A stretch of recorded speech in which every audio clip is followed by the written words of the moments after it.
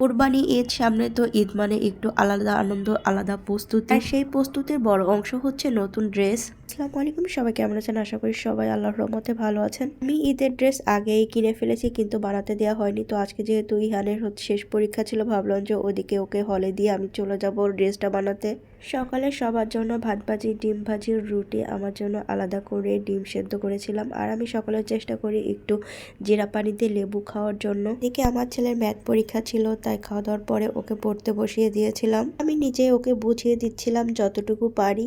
তারপর আমরা সবাই রেডি হয়ে বের হয়ে গেলাম।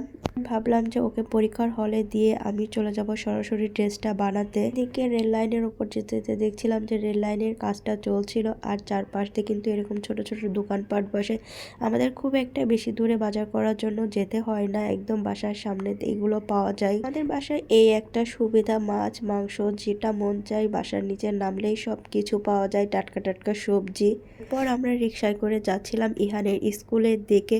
তো আরবের আব্বু বসেছিল সামনে, আমি আর ইহান পেছনে বসেছিলাম। আর ওয়েদারটা এত বেশি সুন্দর ছিল, চারিদিকে বৃষ্টি হয়েছিল, আর বৃষ্টি একদম ঠান্ডা ঠান্ডা বাতাস। এরপর ইহানকে স্কুলে নামিয়ে দিয়ে আমি চলে এসেছিলাম ড্রেসটা বানানোর জন্য। ড্রেসটা যখন বানাতে দিলাম পড়লাম মহা বিপদে, কারণ ড্রেসটা যখন আমি নিয়েছিলাম তখন বলেছিল ইনারের কাপড় হাতা পর্যন্ত হয়ে যাবে। আমি যেহেতু ফুল হাতায় সবসময় ইনার দিয়ে পরি, তো সেটা বলছিল যে হয়ে যাবে দোকানদার। কিন্তু এখন যখন বানাতে দিয়েছিলাম তখন বলল যে আরও কাপড় কিনতে হবে। তো ওই কাপড়টা আবার আলাদাভাবে কিনতে যেয়ে পড়েছে মহা ঝামেলায়, কারণ ওই কালারটা কোনোভাবেই ম্যাচিং করতে পারছিলাম না। সম্পূর্ণ মার্কেট খুঁজে ফেলেছিলাম, কিন্তু ইনারের কাপড়টা কোনোভাবেই মিলছিল না। সত্যি বলতে কি তখন অনেক বেশি খারাপ লাগছিল, মনে হচ্ছিল আমি কি ভুল কালারই কিনে ফেললাম। পর পাজামার নিচে দেওয়ার জন্য আমি কিছু লেজ খুঁজছিলাম। তো এখানে অনেক রকমের লেজই ছিল, কিন্তু ওই কালারের সাথে ম্যাচিং করে লেজটা খুঁজে পাচ্ছিলাম না। যেহেতু কোনো কাজ করা ছিল না, ভাবছিলাম যে একটু লেজ কিনে দিলে হয়তো বা দেখতে অনেক বেশি সুন্দর লাগবে।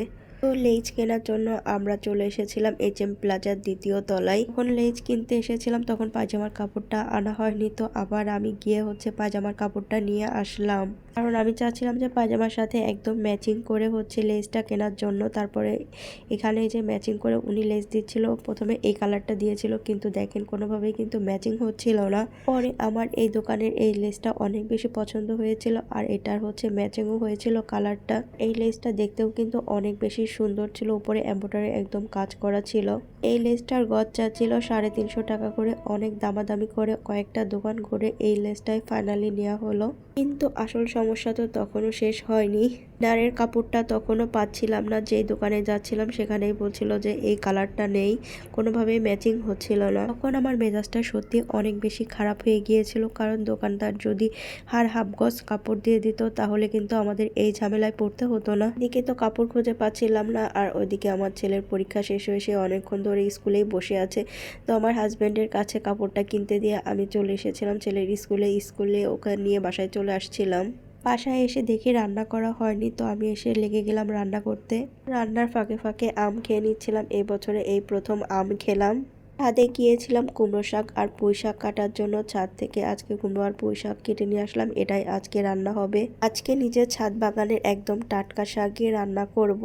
এদিকে আমি 2 রকমের শাক কেটে ধুয়ে নিয়েছিলাম আর রান্নাটাও বসিয়ে দিয়েছিলাম। এদিকে ইহানের আব্বু চলে এসেছিল, আর আসার সময় আমাদের জন্য একটা তরমুজ নিয়ে এসেছিল, আর তরমুজের কালারটা একদমই লাল ছিল।